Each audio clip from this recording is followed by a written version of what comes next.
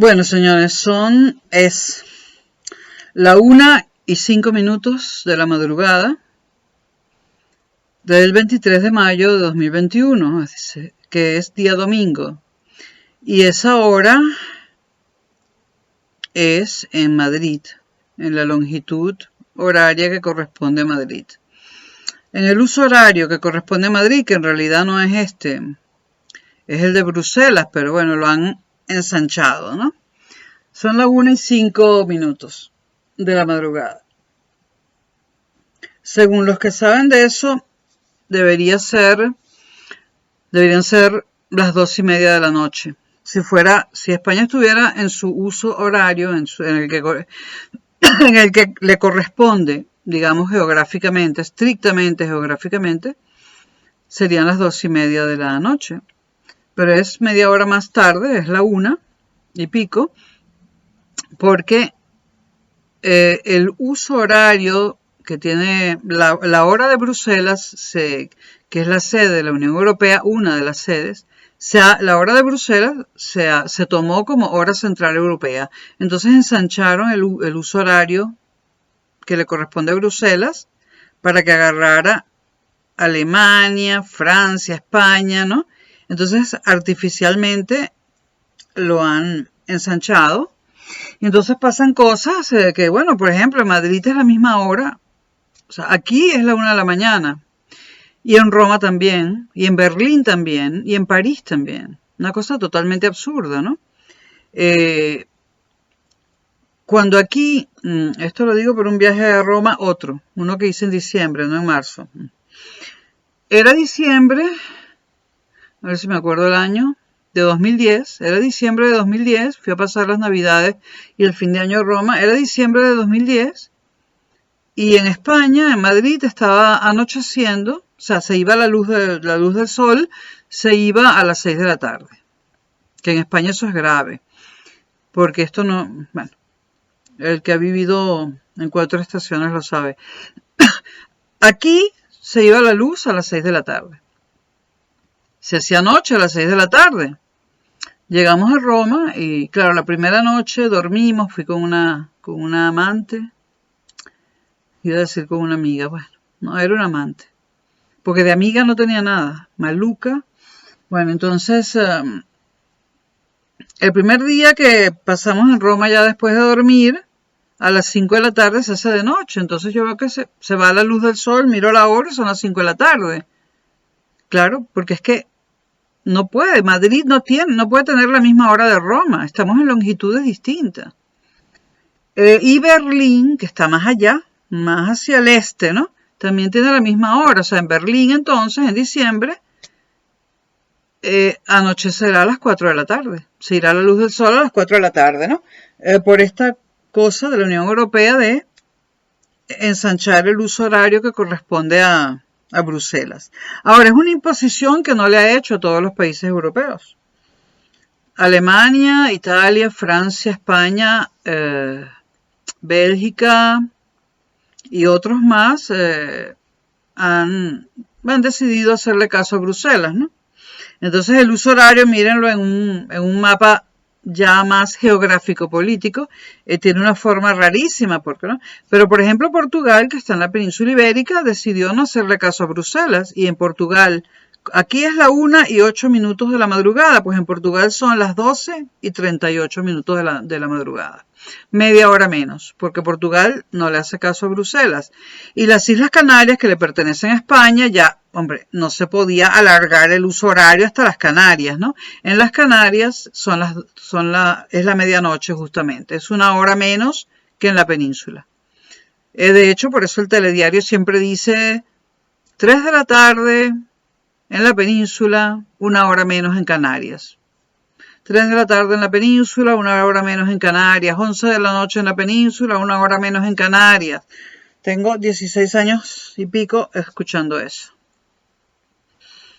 Por cierto que se armó la Zampablera, están entrando un montón de inmigrantes por las vallas, qué sé yo. Se molestó el rey de Marruecos con España, está muy molesto. Porque en un hospital, menos mal que ese hospital no está en Madrid, en un hospital español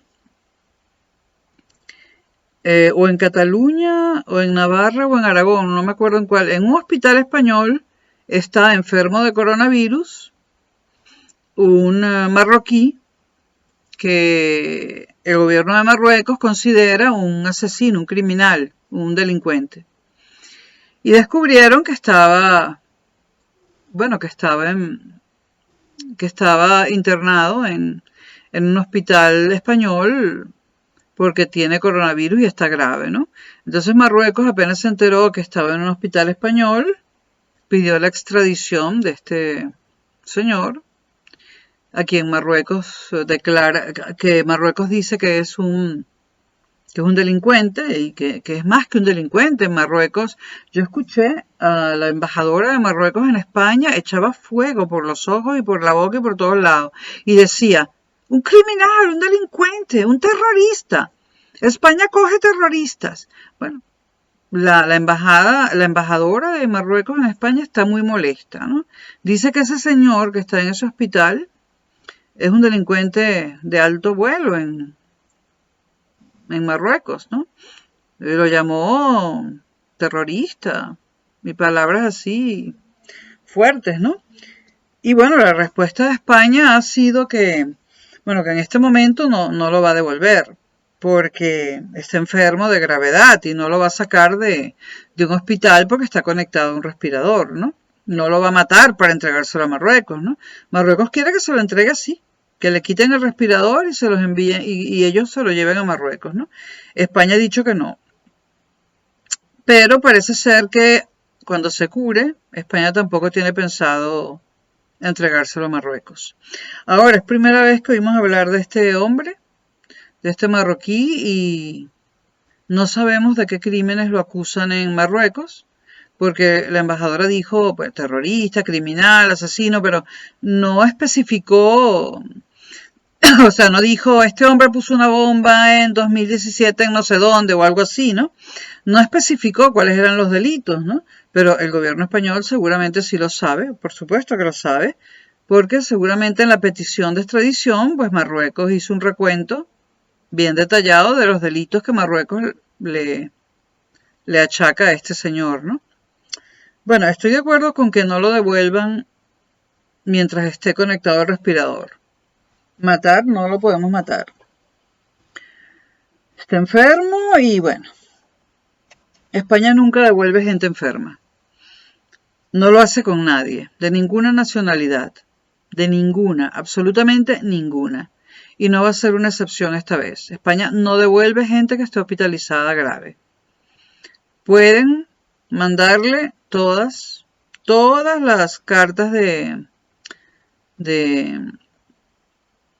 bueno, pueden reclamarlo, o sea, pueden pedir que la extradición de todas las maneras habidas y por haber.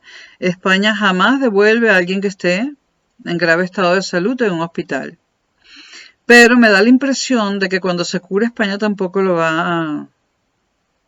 lo va a entregar a Marruecos. Porque si no el lío no sería tan grande, porque se está curando, está grave, pero no va a morir, se está curando. Está grave, pero se cura. Si la embajadora está tan furiosa es porque sabe que después de la curación España tampoco lo va a devolver.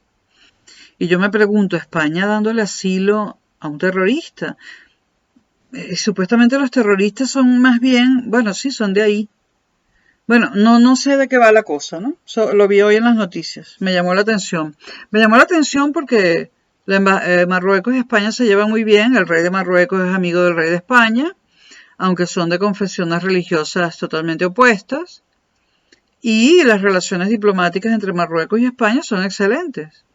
Y nunca habíamos visto a la embajadora de esa forma, estaba desencajada, estaba muy furiosa. Pero no me acuerdo del nombre del tipo. Bueno, esto era sobre Platón. Hoy, dando la clase, ¿no? Yo grabé 2 videos sobre Platón para principiantes, ¿no? Ahora voy a hablar de Platón un poco más para gente que más o menos esté metida en el mundo de la filosofía, ¿no? Platón, que si él escribió toda su obra, sin duda era un genio. Es una obra monumental. Para mí, una obra mucho más coherente y más interesante que la de Aristóteles, pero muchísimo más. No quiere decir que esté de acuerdo con sus ideas, ¿no? Pero estamos en el siglo IV antes de Cristo. Había que ser muy inteligente para ocurrírsele esa explicación sobre todos los aspectos que se pregunta la filosofía, ¿no? Esa explicación sobre el hombre, sobre la política, sobre la ética, sobre el universo, sobre la verdad, sobre el conocimiento, ¿no? Sobre todo sobre el conocimiento.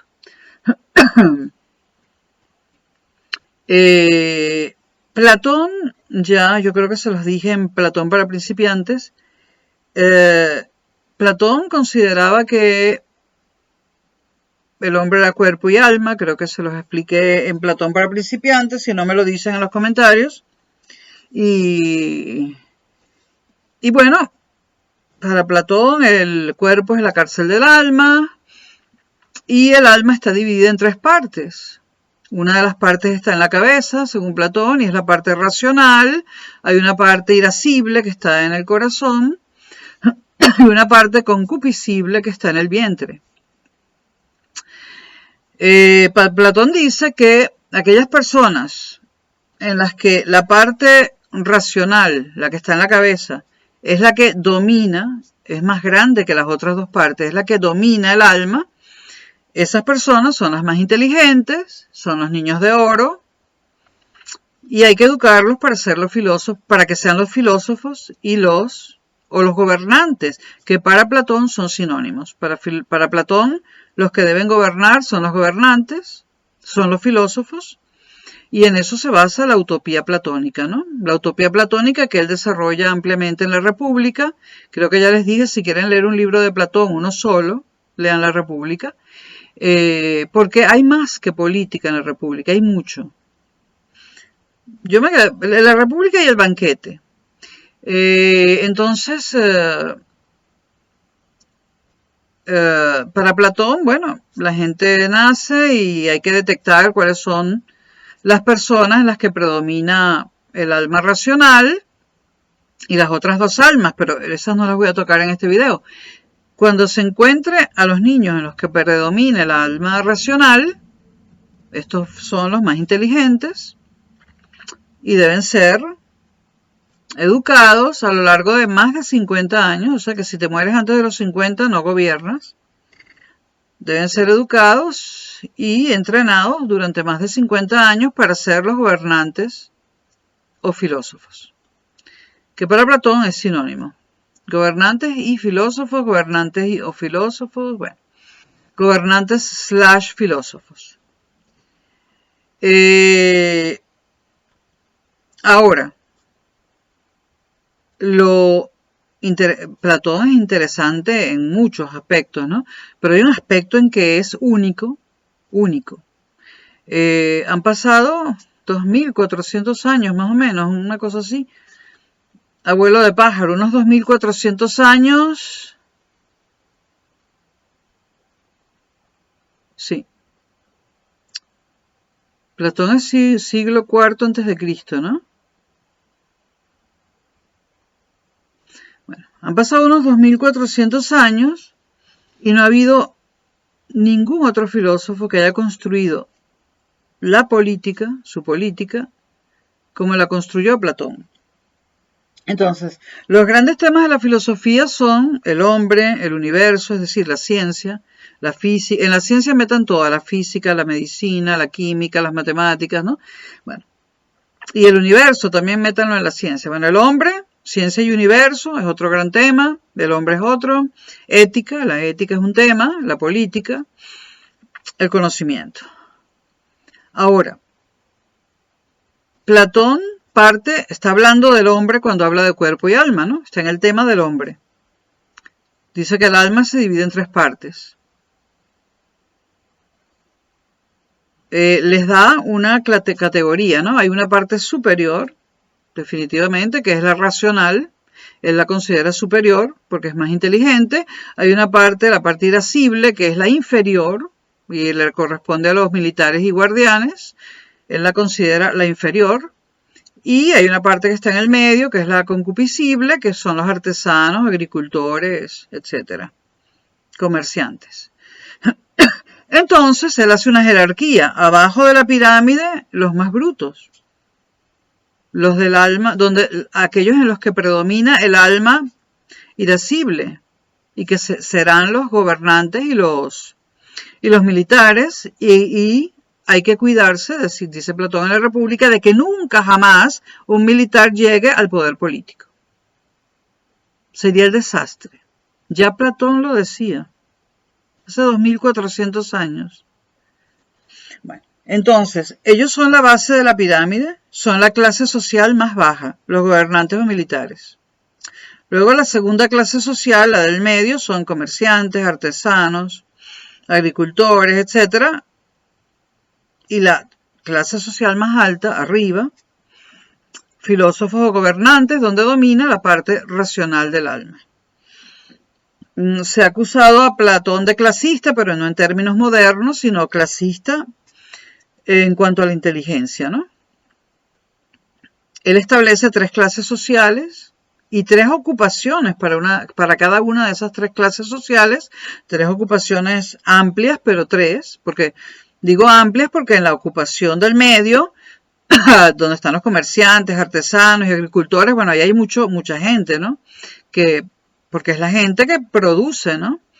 Bueno, entonces se le ha acusado de clasista, ¿no? Y de basar ese clasismo en el coeficiente intelectual, diríamos, hoy en día, ¿no? A mí siempre me ha llamado la atención porque a la gente le escandaliza tanto. A la gente no le escandaliza el clasismo debido al dinero, ni siquiera cuando nadie sabe de dónde sacan muchas personas sus fortunas, ¿no? Ese clasismo no les aterroriza. Pero el de la inteligencia sí, empezando por los comunistas, ¿no? Los comunistas odian a Platón. Los comunistas odian a Platón porque para los comunistas reales, no Marx, no estoy hablando del marxismo, los comunistas reales, Stalin ni siquiera sabía quién era Platón, pero si hubiese podido entender quién era, que no lo hubiese entendido, bueno, lo odiaría más que a nadie en este mundo, porque Stalin era bruto, era cruel, pero era bruto. Pero también los comunistas inteligentes como Lenin también odiaban a Platón y Fidel Castro y me imagino que en Corea del Norte tampoco les gustó mucho, ¿no? Porque los comunismos reales o lo que se ha dado por lo que en el siglo XX se llamó los socialismos reales, que eran los de los países satélites de la Unión Soviética y la misma Rusia, sumados a Cuba. Déjenme decir que Corea del Norte no está clasificada como socialismo real. Lo de Corea del Norte es tan grave que no está en ninguna clasificación. Corea del Norte es un país cerrado. Nadie sabe lo que pasa allá adentro. Es una caja negra. Y en otro video podemos hablar de Corea del Norte, ¿no? Pero no quiero que lo incluyan en los socialismos reales, aunque también odian a Platón y mucho más que los cubanos y los soviéticos, ¿no? Pero no quiero incluirlo en los socialismos reales, porque los socialismos reales, Cuba, Unión Soviética, Nicaragua tal vez, a pesar de todo han tenido un rostro humano. Los socialismos reales dejaban salir a los atletas, bueno, Corea del Norte también lo hace, a los artistas, pero digamos que sí había algunos beneficios o sea, florecía la literatura, es decir, la Unión Soviética, a pesar de cómo era la Unión Soviética, en todos esos países satélites de la Unión Soviética y en la misma Rusia, floreció la literatura a pesar de la opresión, a pesar del socialismo real. Igual en Cuba. La Cuba comunista, socialista, ha dado un montón de escritores y poetas excelsos, ¿no? Venezuela no. Pero ese es otro, no quiero hablar de Venezuela, aunque también es un socialismo real. Pero bueno, los socialistas reales, vulgarmente llamados comunistas, aunque el comunismo es otra cosa, la utopía es el fin de la historia para Marx.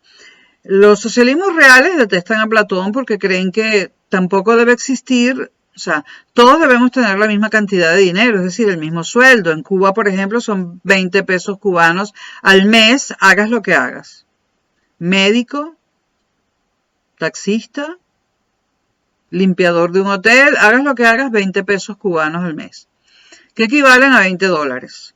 Entonces, los socialismos reales no solamente piensan que los sueldos deben ser idénticos, un cirujano debe ganar lo mismo que un limpiador, y que la carta de racionamiento debe ser idéntica y que la vivienda debe ser lo más parecida posible, ¿no? También piensan que la inteligencia debe ser idéntica. Chávez ya llegó a decir, y yo lo recuerdo perfectamente, Chávez llegó a decir que las diferencias en los puestos de promoción en las universidades se debían solamente a la riqueza de los alumnos, que si el alumno era muy rico, quedaba en los primeros puestos de promoción y si era muy pobre quedaba en los últimos, que todo se debía a una cuestión social, pero que todos éramos igualmente inteligentes. Esa barbaridad, porque esa sí es una barbaridad, yo he defendido a Chávez a veces, allí no lo sigo, ¿no? Esa barbaridad la dijo Hugo Chávez. Y Chávez dijo que había que colocar, y me imagino que así funciona las universidades bolivarianas, Chávez dijo que las universidades bolivarianas no deberían tener puestos de promoción, sino aprobado o reprobado, sin nota. Porque la nota era un estigma y además se debía a las diferencias sociales, a que uno tenía más dinero que el otro. Y para Chávez todos nacimos con la misma capacidad intelectual.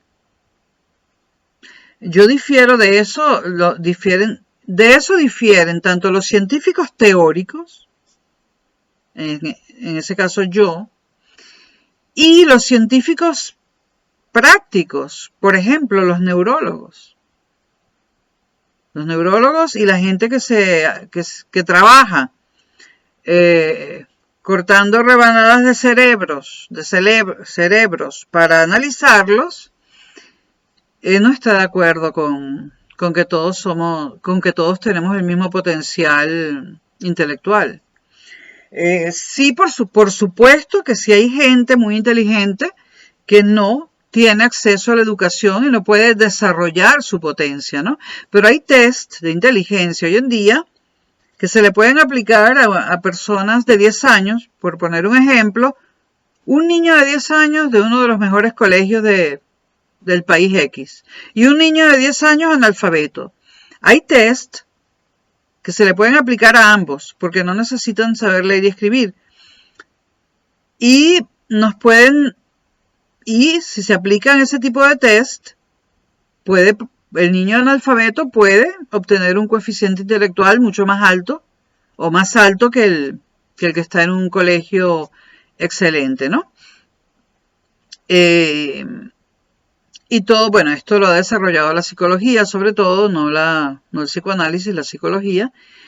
Pero también los neurólogos han encontrado diferencias entre los cerebros y no solo diferencias en la cantidad de conexiones, en la cantidad de sinapsis, que obviamente si tú ejercitas mucho la mente, pues hay más sinapsis, las neuronas se conectan más entre sí y vas volviéndote más inteligente. Eso se ha descubierto en las últimas décadas, que tú puedes volverte más inteligente. Sí. Provocas que en tu cerebro haya más sinapsis, ¿no? También se ha descubierto que cierto número de horas semanales jugando videojuegos aumentan la sinapsis en el cerebro y hacen a la persona más inteligente. Cierto número de horas, señores. Más horas puede que te hagan muy inteligente, pero también muchas más horas, y no semanales, sino diarias, puede que te convierta en un genio, pero te da un accidente cardiovascular. Mosca con los videojuegos que le están dando accidentes cardiovasculares a gente muy joven. Mosca con estar concentrado con esos mandos 8, 10, 12 horas y hasta 20 horas diarias seguidas. Es una precaución. El gremio médico está muy preocupado por eso. Le están dando accidentes cardiovasculares a gente muy joven. Entonces, si ustedes quieren tener un ICQ de genio, no lo hagan a través de los videojuegos. Háganlo leyendo, por ejemplo, resolviendo teoremas matemáticos. Porque hay dos actividades que te producen accidentes cardiovasculares o lo que antiguamente llamábamos derrames cerebrales. Si exageras el número de horas. Los videojuegos, que además los videojuegos no se recomiendan para personas mayores de 40 años. Aunque los vengan jugando de toda la vida, se recomienda suspenderlos para siempre y los informáticos o los ingenieros de computación o los computistas o los telecos, los de telecomunicaciones, bueno, todo, o los de software, toda la gente que se dedica a programar, pues las empresas buscan programadores muy jóvenes y los jubilan a los 30 años. Si tú eres programador y sigues programando más allá de los 30 años, el riesgo de tener un accidente cardiovascular es inmenso. La probabilidad es altísima. Y lo han demostrado muchos años de gente programando. Ya van como 50 años en que la gente se gana la vida programando.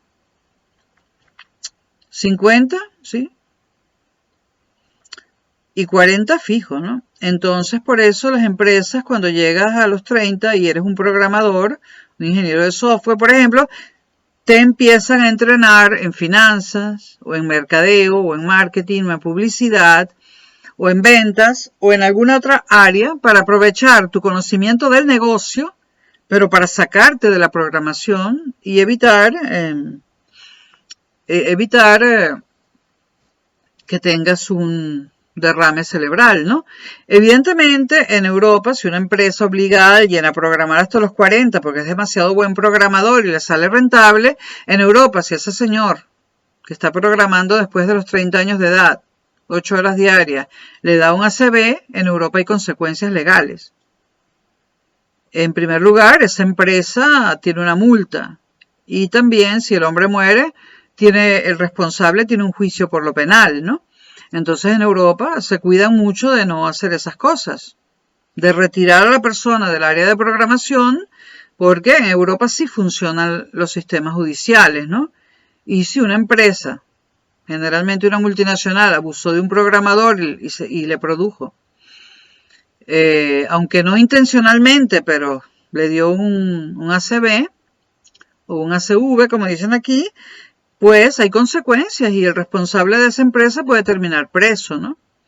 Obviamente en países latinoamericanos se cometen muchos abusos, porque ningún sistema judicial va en un país latinoamericano a meter preso a un empresario porque hizo que un programador de 40 años trabajase 20 horas diarias.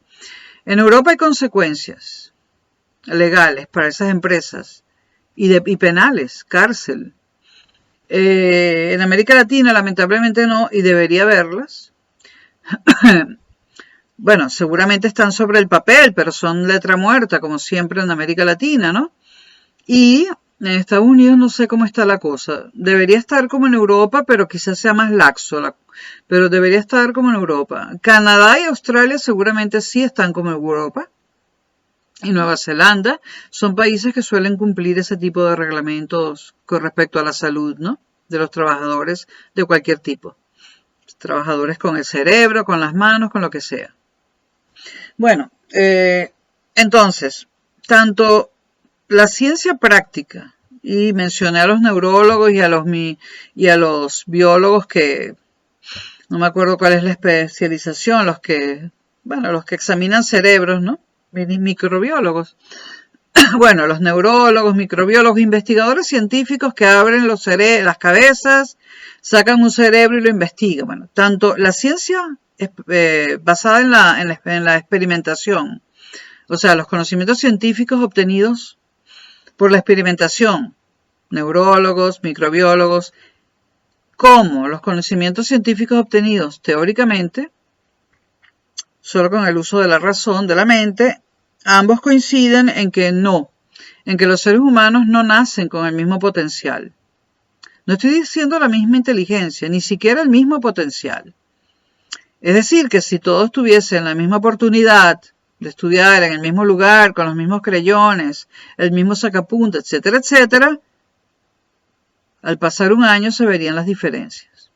Uno habría aprendido más que otro, etcétera, etcétera, ¿no? Bueno, entonces A los comunistas les molesta que eso sea así. Pero negar las diferencias respecto al potencial intelectual sería como negar que hay gente que nace en Noruega, más blanca que la leche, pelirroja y blanca como el papel bond, que si van a la playa se queman, ¿no?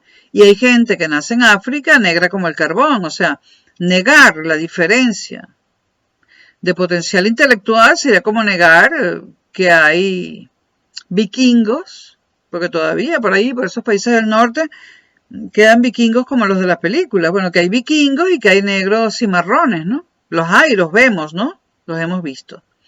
Y nos vemos a nosotros mismos. Yo tengo los ojos castaños, salgo a la calle y veo ojos negros, ojos azules, ojos verdes, ¿no? Ojos castaños. Entonces, negar que todos tenemos un potencial intelectual, porque el coeficiente intelectual sí se puede aumentar mediante la sinapsis y mediante el estudio y ejercicios, ¿no? Pero negar que nacemos con potenciales intelectuales distintos sería como negar que existen ojos verdes y también azules, negros, marrones. Ahora, que todo esto tiende a igualarse con la mezcla de razas, sí. O sea, en el infinito, dentro de miles de años, solo habrá un color de piel porque nos habremos mezclado todos. Habrán ganado los ojos oscuros, los marrones o negros, o ambos, porque tienen genes dominantes. Habrá ganado la piel, bueno, será café con leche, no sé si más marrón claro, marrón oscuro o marrón normal. Los venezolanos me entienden, ¿no? Pues aquí hay solo dos tipos de café. Con leche y cortado. El cortado es un puro café y lo cortan con una raya de leche. Y el con leche es el con leche venezolano. Y no tienen más. Pero si te ven así que eres extranjero, te dicen, ah, ¿quiere americano? Entonces te dan un guayoyo así de este tamaño. 3 cafés. Con leche, cortado y americano. Para términos venezolanos, guayoyo gigantesco. Pero los venezolanos me entienden, ¿no? Yo no sé si dentro de miles de años, cuando todos seamos realmente físicamente muy parecidos, no sé si el color de piel será marrón oscuro, marrón claro o marrón clásico, por decirlo así, ¿no? Pero bueno, no se crean que eso sucede tan rápidamente, ¿no? De todos modos, sí estamos muy mezclados porque bueno, estudiando historia medieval, historia antigua, había una cantidad de etnias en Europa. O sea, por ejemplo, donde hoy en día está Alemania. Donde hoy en día está Alemania había como... Yo sé que no, ahora es de mal gusto usar la palabra raza, pero como se sigue usando para los perros y los caballos, etcétera, la voy a usar. En lo que hoy en día es Alemania, por ejemplo, había docenas y docenas de razas. Y en el siglo XX, prácticamente los alemanes se dividen entre arios y bávaros. O sea, el que es ario, el típico ario, alto con la batata gruesa. La batata es la pierna de la rodilla para abajo, ¿no? Altos con la batata gruesa, una batata horrible. Así son los arios, ¿no? Altos, batata gruesa, piel muy, muy blanca, como Steffi Graf, es una aria total. Que te quemas en la playa, no puedes ir ni con bronceador ni con protector, te quemas. Y ojos azulitos y pequeños. Y después está el tipo alemán ya más parecido al noruego, ¿no? El bávaro, más bajito. Tiende a ser gordito. Fortachón, pero más al estilo Hitler. Que aunque era austriaco, tienen las mismas raíces, ¿no? Austria y Alemania vienen las dos de los pueblos hermanos, ¿no? Bueno, entonces a los comunistas les molesta Platón. Ya les dije por qué, ¿no?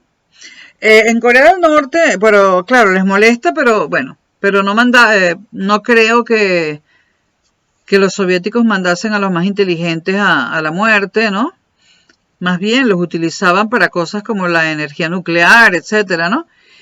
Y en Cuba tampoco, pero Corea del Norte sí decidió la igualdad total. Por eso les digo que ese no es un socialismo real. Corea del Norte es un caso especial y es un caso aterrador.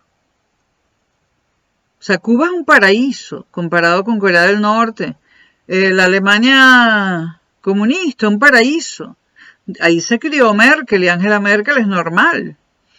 Corea del Norte es verdaderamente una atrocidad y tiene armas nucleares.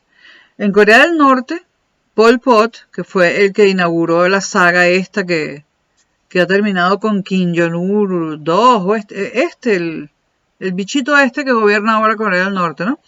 Pol Pot, el que comenzó la saga, quiso que fueran todos iguales en Corea del Norte. Él se tomó el comunismo así. Y entonces, había gente, antes de que Corea del Norte estuviera cerrada al mundo y fuese comunista, y fuese totalitaria, mejor dicho, le queda mejor el apelativo de totalitaria, pero el peor totalitarismo de la historia de la humanidad. Ni siquiera el régimen nazi tiene comparación. Corea del Norte es el peor totalitarismo de la historia de la humanidad. Pol Pot, cuando descubrió que había coreanos que hablaban inglés, los fusiló, porque dijo que tenían una plusvalía. Hablaba un idioma extra que no hablaba la mayoría, y como ese idioma no se podía desaprender, los mató. Entonces empezó la gente a disimular, o sea, la gente empezó a ocultar que hablaba otro idioma, ¿no? Y empezaron a quemar títulos de idiomas o títulos universitarios. Bueno, Pol Pot ha hecho más barbaridades, hizo más barbaridades, eso es solamente una muestra, ¿no? Fusiló a los que hablaban inglés, porque tenían una plusvalía.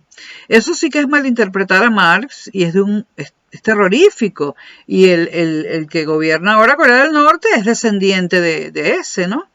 Y bueno, Corea del Norte es un verdadero problema para la humanidad, porque los gobernantes de Corea del Norte es que no se puede decir que son comunistas o que tienen una ideología, es que están locos.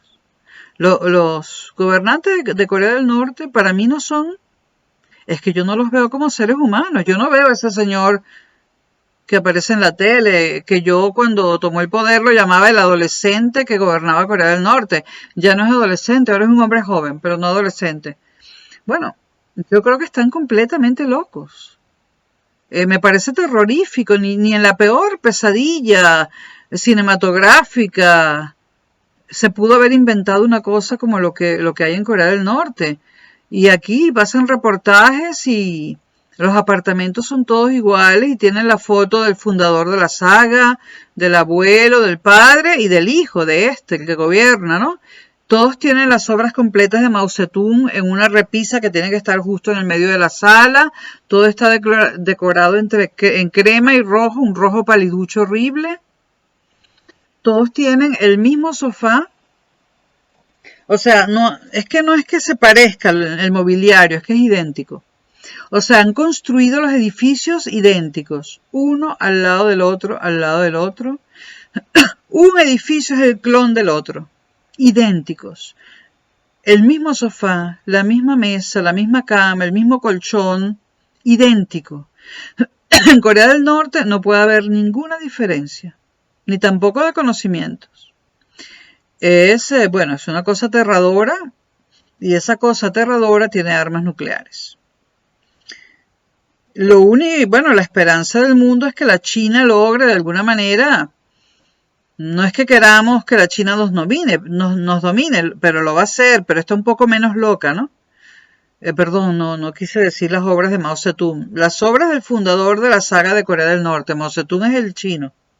Bueno, tampoco es que el régimen chino me parezca una maravilla, pero no están tan locos como los de Corea del Norte, ¿no? Lo de Corea del Norte es aberrante, ¿no? No es que no tengo palabras, eso es una cosa monstruosa, monstruosa. Todos los edificios iguales, todas las calles iguales, toda la ropa igual. Salen a la calle y tú no los distingues. Todo idéntico. Imagínense que alguien nazca mucho más alto que los demás, o mucho más bajo, pues lo fusilan, porque es diferente. No puede haber diferencias. Esa fue la interpretación que Corea del Norte hizo de Marx. Aunque yo creo que lo de Corea del Norte no es interpretación de nada. Lo de Corea del Norte es aberración total y absoluta. terroristas no, terrorífico. Es peor que todas esas películas Martes 13 todas juntas. Entonces por eso no lo incluyo en los socialismos reales, porque es que yo he ido a Cuba y se puede ir y puedes echar un chiste, ¿no? Pero Corea del Norte, mi amor, ni se te ocurra. Entonces, bueno, creo que quedó, bueno. Estaba hablando de Platón. Bueno, Platón tiene una singularidad. El clasismo de Platón es un clasismo basado en la inteligencia. Pero esa inteligencia sale del alma. Y el alma pertenece al hombre, que es uno de los grandes temas de la filosofía. Entonces, Platón es el único filósofo que el tema del hombre, que es el que tiene cuerpo y alma, el hombre tiene cuerpo y alma, él está analizando el hombre, como lo analizó Freud, que dedicó prácticamente toda su obra solo al hombre. Él analiza al hombre, llega al alma del hombre, la divide en 3 partes, y con esas divisiones del alma, construye una pirámide de clases sociales y les asigna roles: gobernantes y militares, comerciantes y productores, filósofos y gobernantes. Es decir, que la política de Platón sale del hombre, del alma nada menos, ¿no? O sea, Platón es un caso único y el primero, y no ha habido otro, que saca todo su tratado político, que está en la República, pero también hay fragmentos en todos los demás libros, porque Platón es disperso, ¿no? En la República está condensado el proyecto político de Platón, la utopía platónica. La República es la utopía platónica, ¿no? Y esas 3 clases sociales son la utopía platónica, eso nunca se ha dado, ¿no? No sé yo si sería bueno que se diera, pero a veces me parece mejor que esta barbaridad de la cuenta bancaria, ¿no? Entonces, Platón saca su política del alma del hombre. Entonces, que la política, la construcción política de un filósofo parta del alma del hombre, sí, es una revolución. Hoy en día sería una revolución decir eso. Lo peor es que es el primer filósofo sistémico, el primero que construye un sistema filosófico y lo construye así. Saca su política del alma del hombre. Es un caso único y digamos que hoy en día se consideraría una revolución decir eso, ¿no?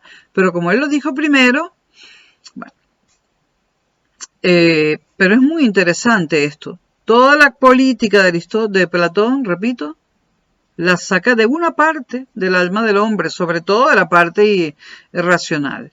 Luego hay otro punto, bueno, hay otra cosita que ahora como está de moda el feminismo, voy a decir de Platón. Platón fue el primer filósofo feminista. Él cuando habla de gobernantes y gobernantas. Cuando habla de filósofos y filósofas. Platón no veía ninguna diferencia intelectual entre el hombre y la mujer. Lo repite en todos sus diálogos, en todos sus libros, dice: he puesto gobernantes, pero me refiero por supuesto también a las mujeres, y lo vive aclarando y aclarando, ¿no? Porque él escribe en genérico, pero para él hombre y mujer son idénticos, sobre todo porque él desprecia el cuerpo. Y ese es el punto que les quería comentar ahora. Platón, el primer feminista para las feministas, ¿no?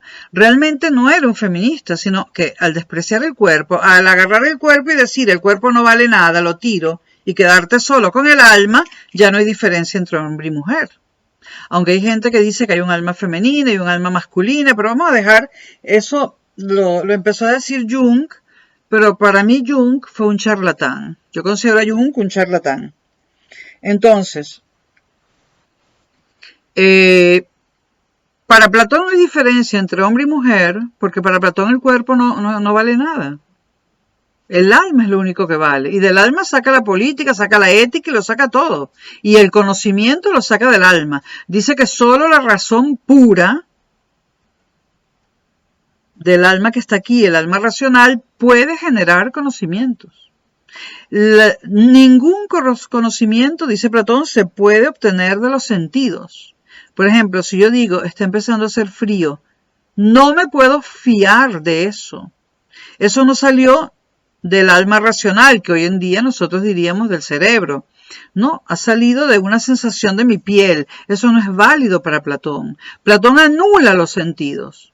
Dice, nada que se capte con los sentidos es conocimiento. Eso es opinión, doxa, baratijas, basura.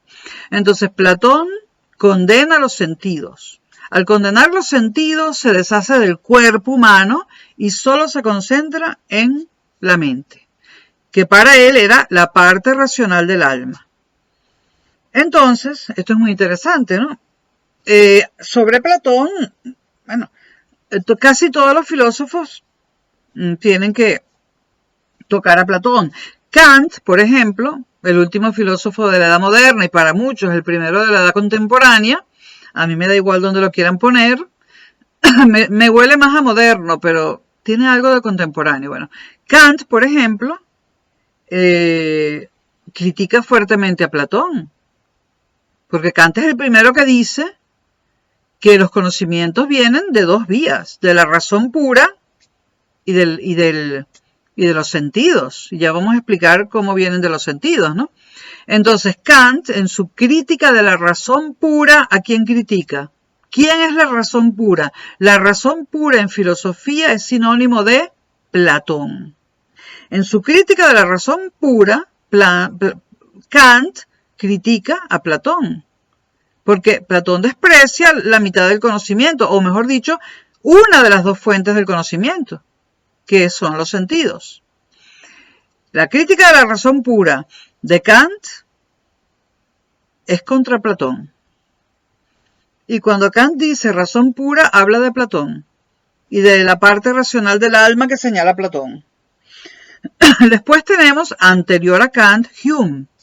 Hume es un filósofo opuesto a Platón. Hume no habla prácticamente del cerebro, ni lo toma en cuenta. Para él todos son los sentidos y Hume, digamos, es el que consolida el método científico. El método científico, con esa palabra científico, se basa en los sentidos.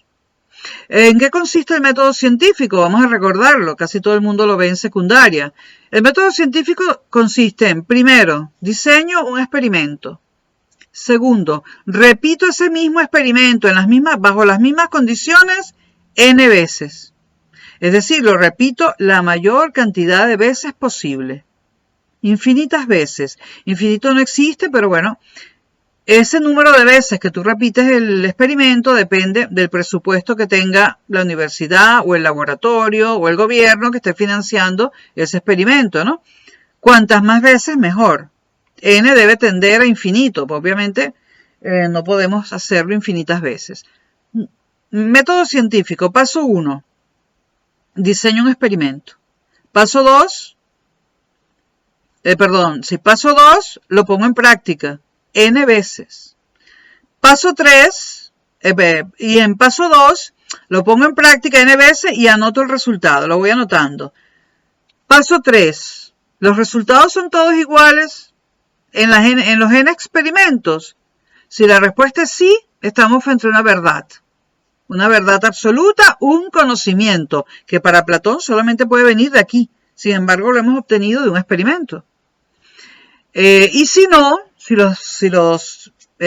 los experimentos dan distintos resultados y han sido efectuados bajo las mismas condiciones, en el mismo lugar, por la misma gente, etcétera, etcétera, si los resultados son diferentes, pues entonces esos resultados no son conocimiento, no representan ninguna verdad.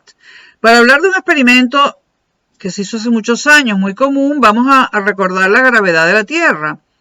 G, 9,8 metros sobre segundo cuadrado. La comunidad internacional científica ha cambiado las unidades, ya no se usan esas unidades. Pero bueno, voy a hablar de las unidades que yo siempre utilicé como ingeniero. Han cambiado las unidades por, bueno, eso se los explico en otro video. Pero bueno, hasta hace 3, 4, 5 años, se usaba metros sobre segundo cuadrado para señalar la gravedad de la Tierra, ¿no? 9,8 metros sobre segundo cuadrado. ¿De dónde se sacó ese valor? O sea, esa es una verdad. La gravedad de la Tierra es 9,8, un montón de decimales, metros sobre segundo cuadrado. Es un número irracional porque no es periódico, por lo tanto no tiene fin. Es decir, no es un número preciso, no es un número exacto, pero ese número no exacto, ese número irracional es la gravedad de la Tierra. ¿Cómo lo obtuvimos? Bueno, diseñamos un experimento. Dejar caer por su propio peso un objeto de masa m, de una distancia d, que pueden ser 1000 metros, 1 kilómetro, 40 millas náuticas, lo que ustedes quieran, ¿no? Pero voy a hacerlo con letras, ¿no? Dejamos caer por su propio peso, no empujar. Se deja caer un objeto siempre de la misma distancia, de la misma altura. Esa altura va a ser d. Vamos a llamarla d. Distancia. Lo dejamos caer siempre de la misma distancia. Y con un cronómetro,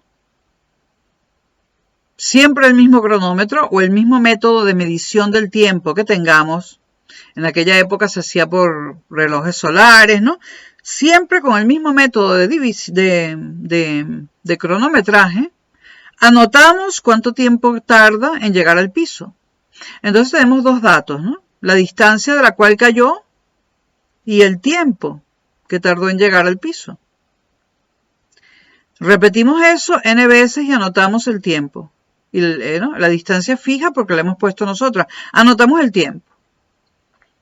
Si el tiempo siempre es el mismo, si siempre nos da el mismo tiempo, claro, con algún margen de error, porque los cronómetros no son exactos, pero hoy en día están en una exactitud de 10 a la menos 15, 10 a la menos 16, una exactitud que ni siquiera podemos percibir los seres humanos, ¿no? Entonces, si ese tiempo siempre es el mismo, decimos que g, es decir, la aceleración de la Tierra, la aceleración de la caída es velocidad sobre tiempo. Velocidad sobre tiempo, partida por tiempo. Y velocidad es distancia sobre tiempo. Por lo tanto, g, es decir, la aceleración de la caída, que como no lo empujamos es la gravedad de la Tierra, g es igual, sustituyendo v, la velocidad, por d sobre t, nos queda que g es igual a d sobre t cuadrado. O sea, g, la gravedad de la Tierra o la aceleración de la gravedad de la Tierra es distancia entre tiempo al cuadrado, el tiempo al cuadrado. La distancia la habíamos fijado nosotros al dejar caer el objeto siempre de la misma altura y el tiempo lo hemos venido cronometrando. Dividimos y da 9,8 metros sobre segundo cuadrado. ¿De dónde sacamos esa verdad? De un experimento, del método científico. Ese es el método científico. Es una verdad. Y Platón no la aceptaría. Platón no acepta experimentos, pero esa es una verdad. Ahora, lo que sí es cierto es que las verdades que obtenemos mediante el método científico no son exactas, pero son verdad. O sea, no son exactas porque 9,8 y miles y miles y millones de decimales de exacto no tiene nada y además es un número irracional, ¿no? Pero es una verdad. Y en base a ese número, al 9,8 metros sobre segundo cuadrado, hemos construido este mundo en el que vivimos. Los aviones que vuelan por los aires, todo, la cafetera, todo está construido en base a 9,8 metros sobre segundo cuadrado. Y si nos hubiésemos equivocado al calcular eso, todo se caería, no estaría bien. Estamos en lo cierto. Ahora, sí podemos decir que no es una verdad por intuición eidética, como diría Kant, ¿no? Es una verdad, es un conocimiento obtenido a través del método científico. Entonces vamos a recapitular lo que se acepta hoy en día. Hoy en día se aceptan, y desde hace por lo menos un siglo o más, por lo menos 3 siglos quizás, tendría que precisarlo, hoy en día todavía se aceptan 2 formas de obtener conocimientos. la forma, la número 1, el cerebro, lo que para Platón era la parte racional del alma. El cerebro, por intuición, intelección pura, sin papel ni lápiz, nada. Una, obtenemos conocimientos mediante el cerebro, y dos, mediante el método científico. El cerebro sería el alma de Platón y el método científico el cuerpo, cosa que Platón rechaza. A lo mejor Platón no era que no era feminista ni quería mucho a las mujeres, eso lo están diciendo ahora las feministas porque están todas locas. Lo que pasa es que al Platón quitarnos el cuerpo ya no tenemos diferencias con los hombres. Somos solamente almas volando por allí, que se han hecho muchos chistes de eso, ¿no? Como Platón dice que uno nace, agarra un alma que anda por ahí perdida, hay muchísimos chistes sobre eso, ¿no? Y se seguirán inventando chistes sobre eso. Yo me divertía mucho cuando estudiaba filosofía, recopilando todos los chistes que los filósofos han hecho sobre lo del alma de Platón y no solo la de Platón, ¿no? Bueno, entonces, ha quedado claro, método científico, intelección pura. Bueno, entonces Kant, en su crítica de la razón, bueno, Hume, que para mí es un filósofo menor, consolida el método científico, lo cual lo convierte en un filósofo muy importante. ¿Por qué yo digo que para mí es un filósofo menor? Porque yo soy algo platónica. Para mí, la intelección pura es mucho más importante que los conocimientos que adquieres mediante los sentidos.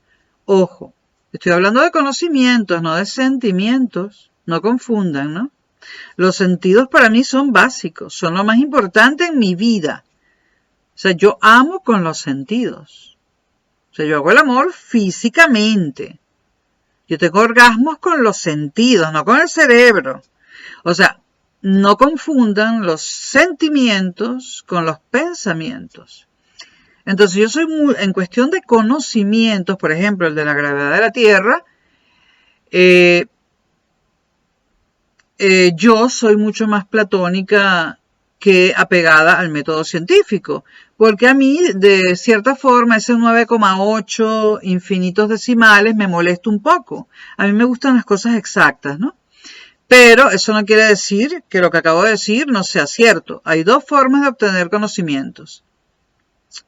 Intelección pura, el alma racional de Platón, y método científico, Hume. Entonces Hume para mí es un filósofo menor porque no me pareció un hombre muy inteligente, porque su obra me aburre, pero bueno, consolidó el método científico que es fundamental, ¿no? Y eso hace que no se pueda sacar a Hume de una historia de la filosofía. Y Kant no rechaza la razón de Platón, lo que rechaza es la razón pura, porque ¿qué significa razón pura? Razón sin los sentidos, sin el método científico. Kant critica la razón pura, es decir, Platón, y Kant trata de descubrir qué es lo que para Platón era la razón pura, ¿no? Porque, bueno, por supuesto, Kant es siglo XV, creo, ¿no? Y ya Kant no cree, nadie se cree en el siglo XV que hay una parte del alma aquí, otra parte en el pecho y otra en el vientre, ¿no? O sea, ya en el siglo XV la gente dice, bueno, hay una sola alma y no sabemos dónde está. Entonces, Kant quiere afinar la parte de la razón pura y Kant acuña el término intuición e idética. Este es un término importantísimo, ¿no? Y ahí vienen los a priori de Kant y los a posteriori de Kant, que es un tema realmente fascinante, ¿no? Y me da una rabia que no me dejen dar clase en una universidad porque los títulos no están convalidados. Mi vida es miserable. Bueno, esto fue un paréntesis, ¿no? Entonces, Kant, ¿a qué llama Kant intelección pura? Intuición eidética. A algo que sabes automáticamente, solo porque eres un ser humano lo sabes. No requiere demostración. No la requiere. Por ejemplo, que los tres ángulos internos de un triángulo suman 180 grados no requiere demostración. Hay gente que, bueno, hay alumnos que le ponen esa pregunta en un examen y tratan de demostrarla y lo que hacen es enunciar eso de otra forma, porque se puede enunciar de muchas formas, ¿no? Se puede enunciar de otra forma, pero en realidad lo que estás cambiando es el enunciado, pero sigue siendo la misma verdad, ¿no? Y no hay que demostrarla, es intelección pura, ¿no? Eso Kant lo llama intuición e idética. Pero Kant dice que no podemos aprehender algo que no esté a priori en nuestro cerebro. Pero eso lo dejo para un video sobre Kant, porque Kant es un filósofo particularmente difícil, ¿no? Y bueno, entonces hablamos de Platón, de la crítica que le hace Kant, de Hume, que es lo contrario de Platón, pero vamos a hablar de Descartes. Descartes vino después de Hume y antes de Kant. Y Descartes, bueno, no sé si fue medio contemporáneo de Hume. Descartes, en sus meditaciones metafísicas, tienen que leer las meditaciones metafísicas. Lleguen por lo menos a la tercera, son muy difíciles. Lleguen a la tercera y las discutimos aquí, pero si no las han leído no puedo.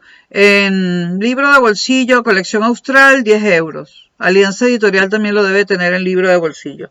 El mío se quedó en Venezuela y no era en libro de bolsillo. Lean las meditaciones metafísicas de Descartes. Descartes, es que hay que leerlas, pero Descartes en un momento dado dice, yo me siento junto al fuego de la chimenea. Yo puse madera, prendí el fuego, hay calor y estoy con una manta en un sillón. Y siento el calor en mi piel. Pero hay un momento en las meditaciones metafísicas, al principio, porque las 4 primeras son las más importantes, es decir, las 3 primeras. De la 4 en adelante las pueden obviar, la tercera es fundamental. Entonces, en un momento dado, Descartes dice, ¿y si este cuerpo que yo creo que tengo, no lo tengo? ¿Y si todo es una fantasía de mi mente? ¿Y si no hay ninguna madera, ni ningún fuego? ¿Y si mi vista me engaña? ¿Y si el calor que siento en la piel no lo estoy sintiendo porque ni siquiera tengo cuerpo? Entonces, Descartes crea la figura del genio maligno. Descartes dice, puede que exista, y él lo llama así, genio maligno, un genio maligno que me haga creer que yo tengo un cuerpo, que me haga creer que hace frío y por eso encendí un fuego, que me haga creer que existe madera, fuego y que yo tengo una manta y un sillón, además de un cuerpo. A lo mejor yo no tengo nada de eso y soy solamente un alma inmaterial, sin materia, ¿no? Soy una cosa que va volando por allí. Pero el genio maligno me hace creer que tengo un cuerpo, que siento frío, que siento calor, ¿no? Que tengo hambre y nada de eso existe. Entonces, al principio, cuando uno le entra a Descartes por primera vez, uno dice, ¿pero qué es eso del genio maligno? ¿Pero cómo no va a tener cuerpo? Pero si amas la filosofía y hay que leerse en las meditaciones metafísicas, ni se les ocurre leérselo en una playa o tirados en un sofá, no. Eso hay que leerlo sentado en una mesa, con una regla, un lápiz, subrayando y haciendo muy poquitos apuntes. De la primera a la tercera meditación. Entonces, ¿qué está haciendo Descartes? Está volviendo a Platón. Está volviendo a Platón. Evidentemente, ¿no? Entonces,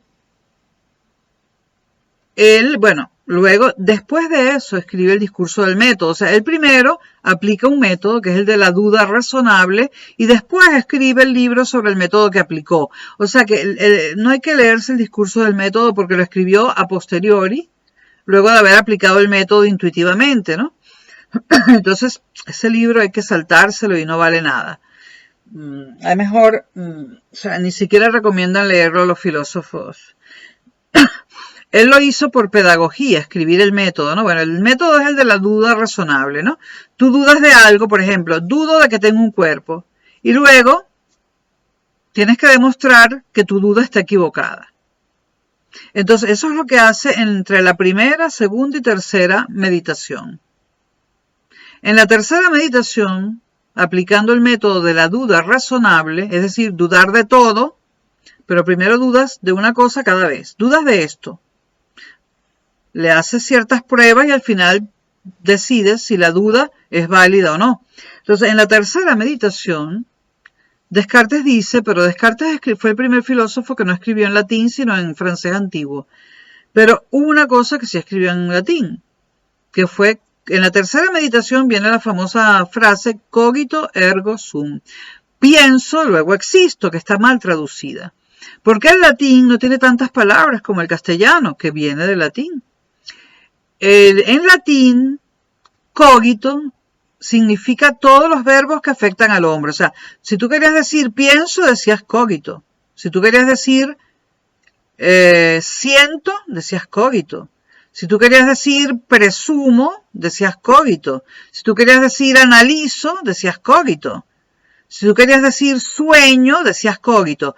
Cogito era un verbo que se aplicaba a todo lo que concernía al hombre. Entonces, cogito no solamente significa pienso. Pienso, luego existo. Cogito significa siento, luego existo, o presumo, luego existo, o incluso dudo, luego existo. Cogito, hay que saber latín. Yo no sé latín, pero sé lo suficiente para entender a Descartes, ¿no? Descartes, de todos modos, no escribió en latín, sino en francés antiguo. Y además se carteó mucho con un cura que era filósofo, ahora no me acuerdo el nombre, y en esta correspondencia hay una cantidad de conocimientos que surgen de esa correspondencia impresionantes, porque en aquella época también muchos hombres pobres, para poder acceder al conocimiento, se metían al seminario y se convertían en curas porque los curas eran los únicos que tenían acceso a los libros. Entonces él se carteó mucho con un cura. Cuando Platón dice cogito ergo sum, pienso luego existo, ya saben que no es solamente pensar, ¿no? Descubre que su duda no es razonable y que los sentidos también existen. Esto es un resumen que me mataría, bueno, alguna gente me mataría por este resumen de la primera a la tercera meditación, ¿no? A veces, cuando uno hace un doctorado en filosofía, una asignatura, una meditación, y son cortitas, si compran el libro lo verán. Cuando uno hace un doctorado en filosofía, una meditación de Descartes puede ser el tema de 2 asignaturas que duren un año entre las dos. O sea que las meditaciones metafísicas se leen palabra por palabra, con comas, puntos, todo. Todo lo que está puesto allí no está puesto de más. Son ahorrativas, son precisas. Las meditaciones metafísicas no les sobra ni una sola palabra, ni una sola coma, ni un solo punto. Por lo tanto, hay que mirar todas las palabras, las comas, los puntos, los guiones, porque nada sobra. Descartes era preciso y ahorrativo en el lenguaje. Entonces, Descartes, que empieza tratando de... O sea, Descartes decide, vamos a ver si Platón tenía razón, ¿no? Y hace sus meditaciones metafísicas y llega a la conclusión de que no. De que los sentidos también valen, pero por supuesto no descarta la razón pura. O sea, razón pura sin sentidos. No descarta la razón, es más, Descartes está clasificado como un filósofo de la razón y no de los sentidos. Aunque en las meditaciones metafísicas él demuestra que los sentidos sí tienen algún valor, ¿no? No los ama tanto como Hume, pero demuestra que sí tienen algún valor. Ok. ¿Qué más? Bueno, me voy a Sartre, no voy a ir hoy, pero un toque en Nietzsche, porque si vamos a hablar de todo lo que los otros filósofos han dicho de Platón, etcétera, etcétera, no terminamos nunca. Pero vámonos a Nietzsche. Nietzsche odia a Platón. Pero lo de Nietzsche es más vulgar, más cotidiano, más de la vida real. Nietzsche, en su vida privada, es un hombre que es privado del sexo. Él hereda una casa que le heredan él y su hermana.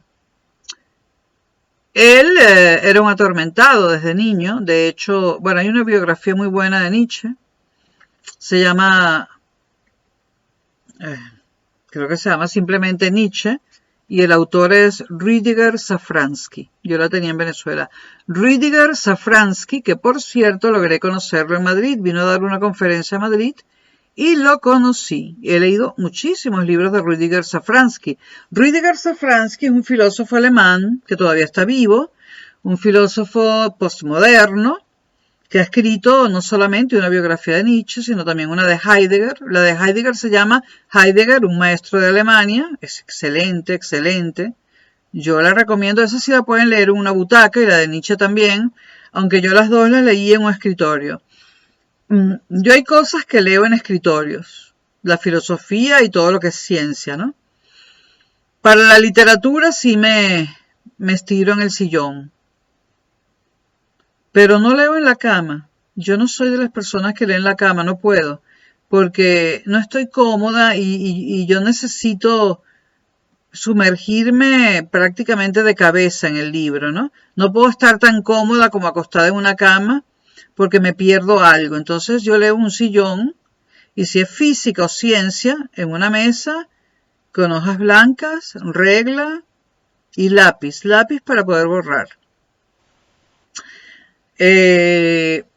Lamentablemente toda mi biblioteca hiper subrayada se quedó en Venezuela, los 3000 libros subrayados con papelitos metidos adentro, anotaciones al margen, todo eso se perdió. Entonces Nietzsche fue atormentado desde niño. Rüdiger Safransky, en su biografía sobre Nietzsche, que la recomiendo, bueno, hizo una investigación exhaustiva, es la mejor biografía de Nietzsche que hay. Rüdiger Safransky dice, bueno, en la biografía sobre Nietzsche escrita por Safransky, se da cuenta de que Nietzsche deja constancia que durante su infancia y adolescencia siempre se sentía mal, deprimido, mal, atormentado, y que lo único que lo calmaba era tocar un poco el piano. Es decir, la música era lo único que calmaba a Nietzsche y que le hacía sufrir un poco menos, ¿no? Sumado a esto de que él nace, claro, hoy en día es que habría que saber de qué padecía Nietzsche, ¿no? Sabemos de qué murió, pero pues, si era una depresión, pero no se tienen elementos como para saber si Nietzsche era un depresivo, si era un bipolar, si era un esquizofrénico. Un esquizofrénico no hubiese podido escribir esa obra. Aunque leyendo a Nietzsche a veces uno piensa que la escribió un esquizofrénico, ¿no? Depende de qué estemos leyendo. Pero bueno, el caso es que Nietzsche, vamos a dejarlo así, era depresivo, atormentado, y en su infancia, adolescencia, juventud, él lo calmaba a tocar el piano. Acuérdense que no existían los tocadiscos, o si existían casi nadie los tenía. Si tú querías oír música, la tenías que tocar tú. Nietzsche era hijo de un pastor protestante, creo, y por eso había un piano en su casa. Y entonces él cuenta cómo la armonía de la música, cuenta en una carta a alguien, lo calmaba, ¿no? Lo sacaba un poco del tormento, ¿no? Luego mueren los padres, estoy abreviando mucho, y Nietzsche se queda viviendo con su hermana. La hermana es una bruja, en el sentido actual que se le da la palabra, una cuaima, como decimos en Venezuela, y la hermana es una castradora. Entonces la hermana vigila los amoríos de Nietzsche, y Nietzsche necesitaba sexo. Y esto no se puede decir de otra manera, porque esto fue lo que le pasó a Nietzsche, ¿no? Los filósofos no son intocables y no tenemos, de Platón no hablamos de su vida privada porque siglo IV antes de Cristo, ¿no? Pero de Descartes, por ejemplo, podríamos, ¿no? Y de Heidegger también. Entonces, Platón busca desesperadamente el amor y el sexo, pero él quiere tener sexo con alguien a quien ame. Entonces, mientras no encuentra el amor, va a prostitutas. Finalmente, él contrae la sífilis y muere de... No existían los medicamentos de hoy en día. Hoy en día nadie muere porque haya contraído la sífilis. Hay un antibiótico que lo arregla el asunto y ya. En aquel momento no había ese antibiótico, no existía. Y bueno, la sífilis provocaba algo que te llegaba al cerebro y te estropeaba las funciones racionales, ¿no? De hecho, los últimos 10 años de la vida de Nietzsche los pasó en un sillón mirando al frente con la mirada vacía. La hermana lo sacaba de la cama, lo sentaba en el sillón y en la noche lo volvía a meter en la cama. Esos fueron los 10 últimos años de Nietzsche. Esa enfermedad al cerebro fue consecuencia de la sífilis, que no tenía cura en aquella época. Ahora, la sífilis, ¿por qué viene? Porque Nietzsche no quiere, pero va a prostitutas, porque no puede aguantarse. Y cuando logra conseguir una novia o algo parecido a una novia, la hermana se la espanta. Hay que recordar que Nietzsche tenía un carácter terrible. Nietzsche no podía abandonar la casa y su hermana tampoco se iba a ir. Y no es como hoy en día. Hoy en día tú dices, bueno, vendo la casa, la mitad para ti, la mitad para mí, llamas a un abogado y te lo arregla, ¿no? No. En esa época, si dos hermanos heredaban una casa, pues se quedaban los dos adentro, o si uno se quería ir, se iba, pero se iba sin nada. Nietzsche pensaba, necesito vivir sin mi hermana, esto me va a matar. La hermana no se iba a ir y él no duraría en ningún trabajo. Nietzsche tenía un carácter terrible, en ningún trabajo iba a durar. Daba clases particulares, pero en ningún trabajo con horario iba a durar. Entonces no podría pagar una habitación ni nada. Tenía que vivir allí, en la casa con su hermana. Entonces, bueno, Nietzsche se enamoró, tuvo una obsesión más bien con Andrea Luz Salomé, que no fue, bueno, Andrea Luz Salomé andaba con él y con Paul Klee. Con Paul Klee sí llegó a acostarse, pero como Nietzsche, ella se iba a acostar con Nietzsche también. Pero como Nietzsche, como era judía y la hermana de Nietzsche la odiaba, una vez que Andrea Luz Salomé fue a visitar a Nietzsche, la hermana parece que abrió la puerta de la casa y le empezó a tirar piedras y Andrea Luz Salomé tuvo que irse corriendo. La empezaron a apedrear, la hermana de Nietzsche, ¿no?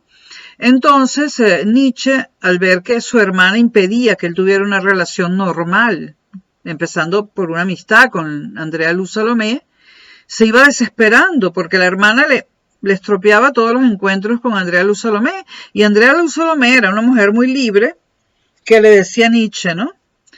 Federico es Federico, no lo sé con certeza. Bueno, Friedrich, múdate. Porque ella, mujer y sola, y en esa época vivía por su cuenta y con poco dinero, ¿no? Múdate, Nietzsche. ¿Cómo vas a soportar a esa mujer, a tu hermana? Pero Nietzsche no era un hombre, digamos, dado, no era un hombre con aptitudes para las cosas prácticas como buscar un trabajo y mudarse. Además, un trabajo no duraría. Nietzsche tenía muy mal carácter, peleaba con todo el mundo.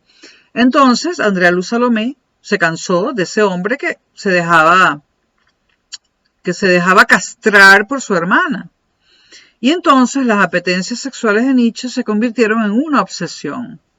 Y cuando Andrea Luz Salomé vio que las aproximaciones físicas de Nietzsche no eran normales, sin obsesión como deben ser, ¿no? Sino que era una obsesión y una vez parece que se le tiró encima y la quería besar a la fuerza, bueno, entonces Andrea Luz Salomé le dijo a Nietzsche, no. O sea, no, con obsesiones yo no.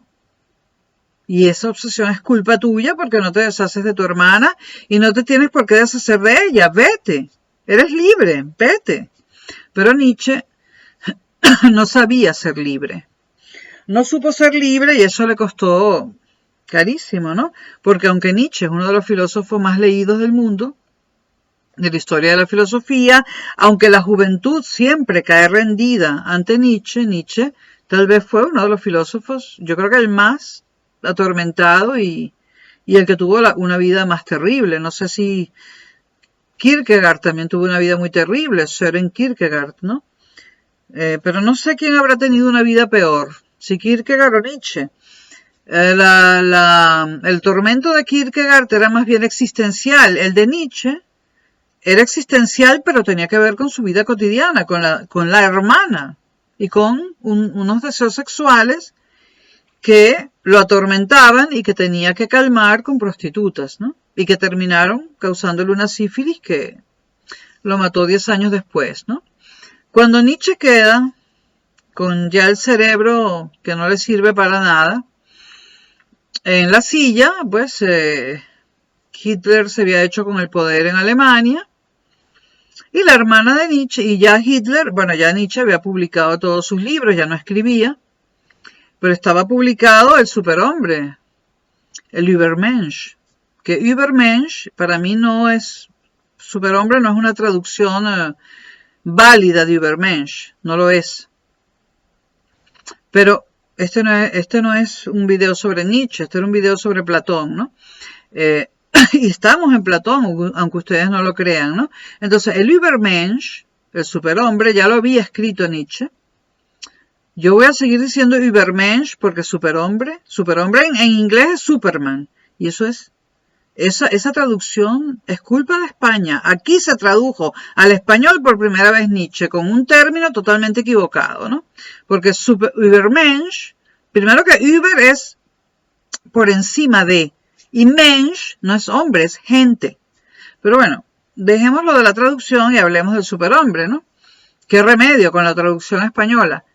Que es la que circula en todos los países de habla española.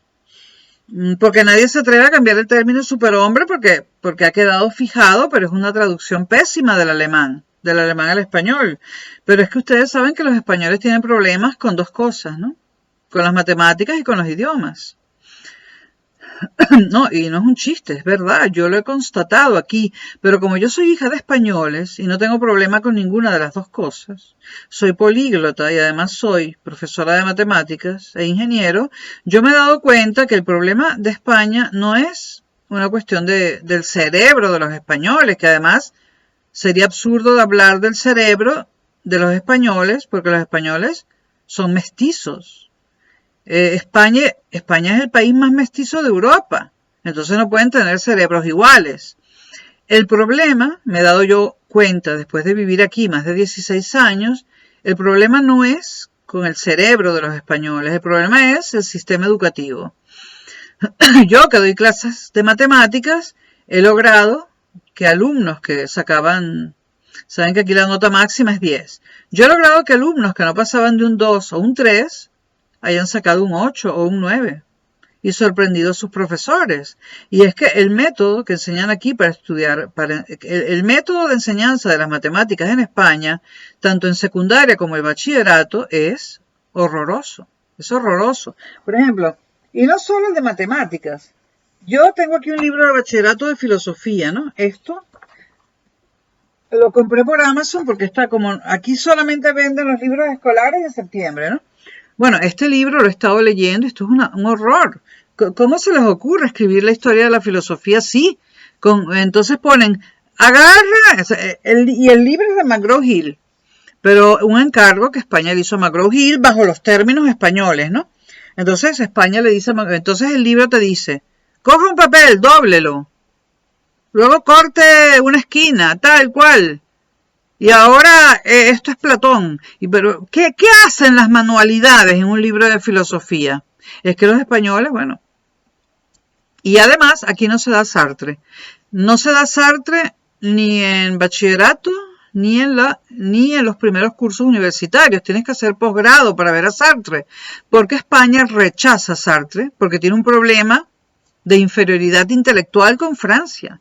España le molesta a Francia y ha quitado, o sea, Sartre nunca ha estado en el programa de Historia de la Filosofía de bachillerato español, ni tampoco está en los exámenes de admisión para una facultad de filosofía de una universidad española. Sartre aquí no existe y estamos al lado de París, estamos al lado de Francia.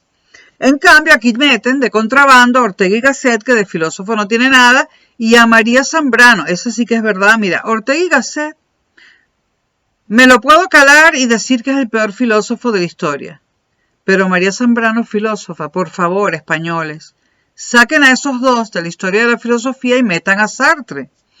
Bueno, entonces yo aquí, hay barbaridades. En otro video les contaré cómo enseñan aquí las matemáticas, en bachillerato, barbaridades. Entonces yo al alumno le enseño la verdad y me dice, pero mi profesor no me ha dicho eso. Y yo le digo, olvídate de lo que te dijo tu profesor. ¿Tu profesor corrige por resultados? Sí. Pues tú hazlo así. Y bueno, entonces, ¡ay, saqué 10, profesora, la adoro! Pero es que aquí están locos. Y yo, sin un empleo en un colegio público o en una universidad. Yo que sí sé yo sé enseñar matemáticas y filosofía también, y mis alumnos aprueban porque entienden. El que le di la clase hoy, no, ese era un imbécil. Ese era del tipo de los que creen que España es una maravilla, ¿no? España tiene problemas. Y bueno, las matemáticas he visto cómo las enseñan y eso es fatal. Y también he visto Eso sí, en mi vida compraré uno. He visto manuales con los que enseñan inglés y bueno, eso es una barbaridad, ¿no? Entonces, el problema es el método de enseñanza de los idiomas, sobre todo de los idiomas sajones, inglés, alemán, y el método de enseñanza de las matemáticas. Ese es el problema que tiene España con los idiomas y con las matemáticas. Porque cuando un hijo de españoles nace en Venezuela, pues puede ser malo o bueno en matemáticas, pero yo estudié en la Simón Bolívar con un montón de hijos de españoles, todos buenísimos en matemáticas, y todos hablábamos inglés. Mis primos aquí no han logrado aprender ni francés. Y no se han graduado de bachillerato. El sistema educativo español es malo, sobre todo a los niveles que es más importante. ¿Cuáles son los niveles más importantes? La primaria, la secundaria y el bachillerato, porque son los que te dan la base para la universidad. Si tú llegas a la universidad con una base tan mala en matemáticas, pues vas a fracasar, ¿no? Y bueno, esa es España. España tiene muchas contradicciones, ¿no? Entonces, sigamos con Nietzsche. ¿Por qué Nietzsche rechaza a Platón, pero de una manera tan terrible?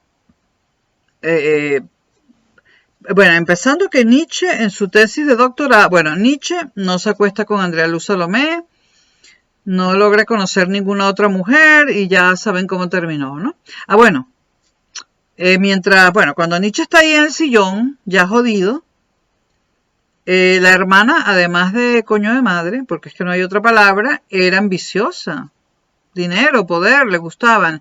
Y entonces Hitler llega al poder y ella pide una cita con Hitler y le dice que es la hermana de Nietzsche. Entonces Hitler se emociona porque Hitler, como todos los totalitarios, Hitler quería tener intelectuales que lo rodearan. Entonces, como era la hermana de Nietzsche, Hitler la recibe y ella le dice: mi hermano está enfermo, pero antes de enfermar escribió el Übermensch, el superhombre. Y el superhombre es usted. Usted es el superhombre. Él no quiso poner Hitler y entonces decidió llamarlo Übermensch, superhombre. Usted es el superhombre. Entonces Hitler empezó a leer a Nietzsche, a amarlo y a visitarlo en su casa y el pobre Nietzsche mirando con la mirada perdida, sin saber ni siquiera quién era Hitler. Durante todo el nazismo creyeron que Hitler era el filósofo de Nietzsche. Perdón, que Nietzsche era el filósofo de Hitler. Afortunadamente, apenas terminó la Segunda Guerra Mundial, se encargaron, ¿no?, de amenazar y de arreglar las cuentas con la hermana de Nietzsche, porque muchos callaron en Alemania por miedo, ¿no?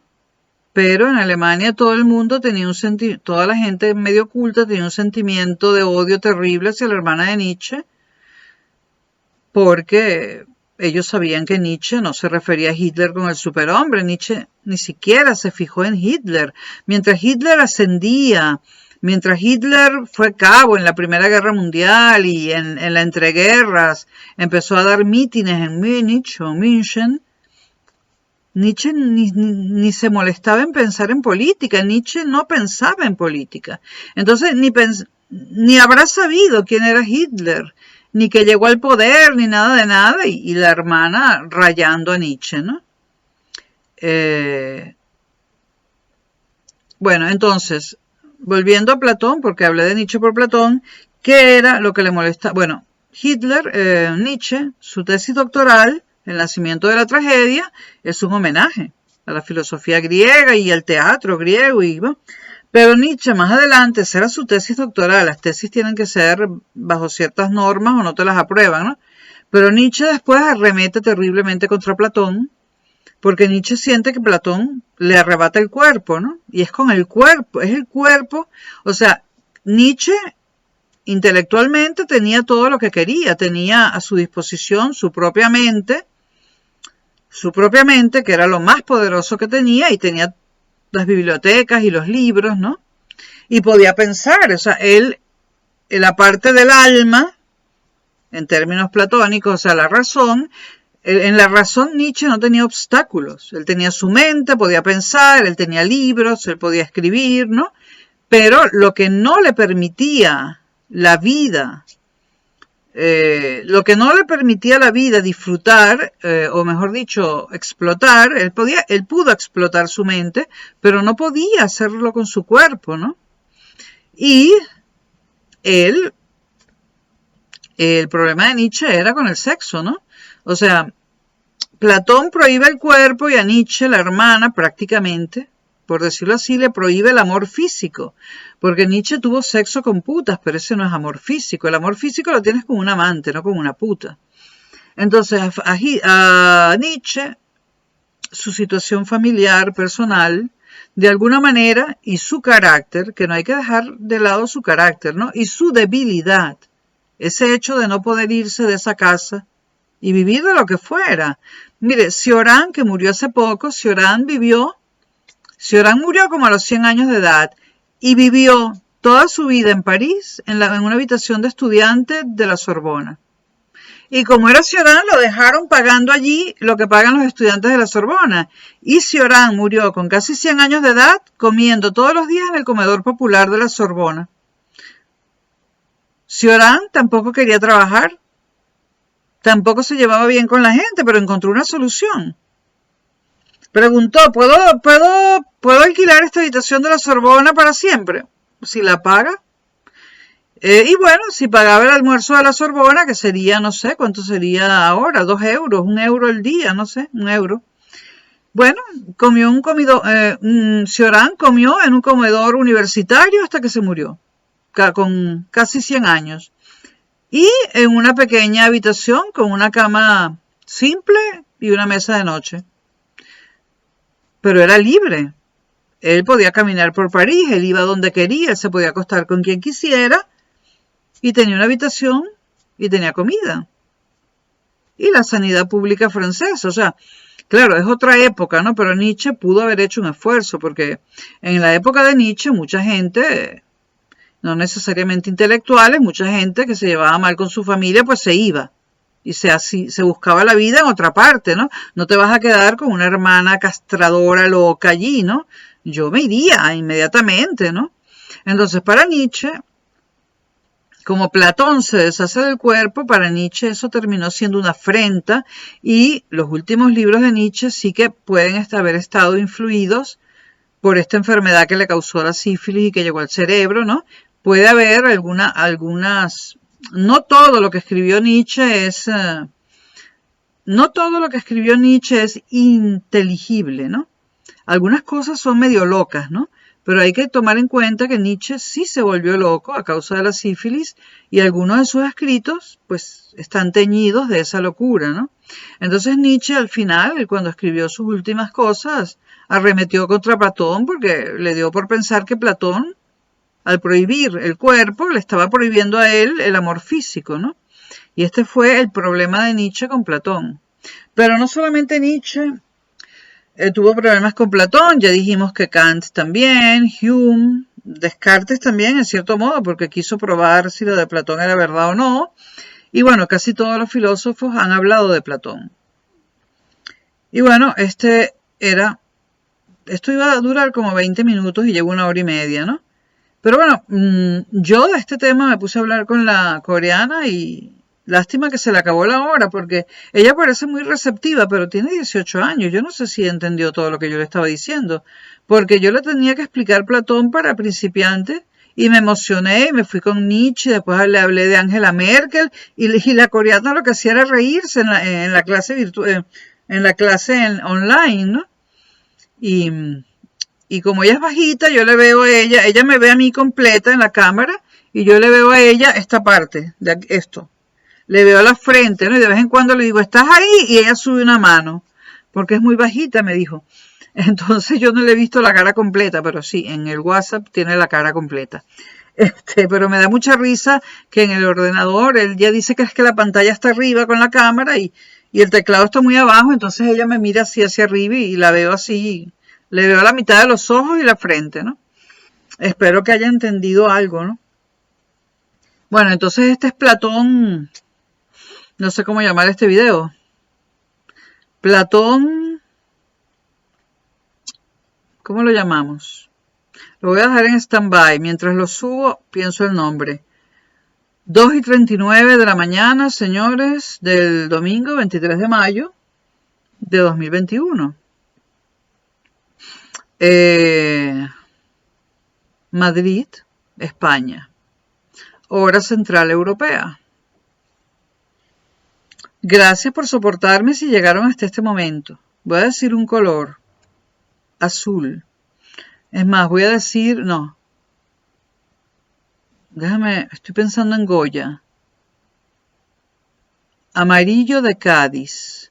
Si alguien pone en los comentarios amarillo de Cádiz, es que vio este video hasta el final. No vale contarle al otro. Si veo muchos amarillos de Cádiz, voy a dudar. Bye.